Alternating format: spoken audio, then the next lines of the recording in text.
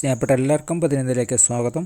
സമുദ്രത്തിലെ മത്സ്യത്തിന്മേലും ആകാശത്തെ പർവ്വജാതികന്മേലും സകല ഭൂചര ജന്തുക്കളുമേലും വാഴുവീൻ എന്ന് അവരോട് കൽപ്പിച്ചു. ഉൽപ്പത്തി പുസ്തകം 1-28 വാക്യം.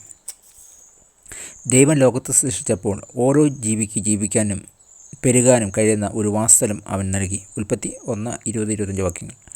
അവൻ തൻ്റെ പ്രതിച്ഛായ വാഹകരെ സൃഷ്ടിച്ചപ്പോൾ അവർ സമുദ്രത്തിലുള്ള മത്സ്യത്തിന്മേലും ആകാശത്തിലുള്ള പർവ്വജാതികളുമേലും മൃഗങ്ങളുമേലും സമുദ്രത്തിന്മേലും ഭൂമിയിൽ ഇഴയുന്ന എല്ലാ ഇഴജാതിമേലും വാഴണമെന്ന് ദൈവം ഉദ്ദേശിച്ചു. അതിൻ്റെ വിശാലമായ സൃഷ്ടിയെ പരിപാലിപ്പാൻ ദൈവം നൽകിയ അധികാരം ഉപയോഗിക്കുന്നതിന് ഉത്തരവാദിത്തമുള്ള കാര്യവിചാരകന്മാരായി അവനെ സേവിപ്പാൻ അവൻ നമ്മെ സഹായിക്കുന്നു. ദൈവത്തിൻ്റെ സൃഷ്ടികളെ നിങ്ങൾ ഏതെല്ലാം വിധത്തിൽ കരുതിയിട്ടുണ്ടോ?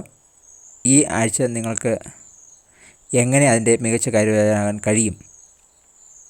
പ്രാർത്ഥിക്കാം. സകലത്തിൻ്റെയും സ്നേഹനിധിയായ സൃഷ്ടാവും പരിപാലനമായ ദൈവമേ, അങ്ങയുടെ സൃഷ്ടിയുടെ കാര്യവിചാരകൻ എന്ന നിലയിൽ എൻ്റെ ഉത്തരവാദിത്വം നിറവേറ്റാൻ അങ്ങ് ഞങ്ങളെ ഏൽപ്പിച്ചിരിക്കുന്ന ലോകത്തെ പരിപാലിപ്പാൻ മറ്റുള്ളവരെ പ്രചോദിപ്പാനും കഴിയുന്ന വ്യക്തിത്വമായി വഴിയായി ദയവായി എനിക്ക് കാണിച്ചു തരണമേ. Thank God bless U.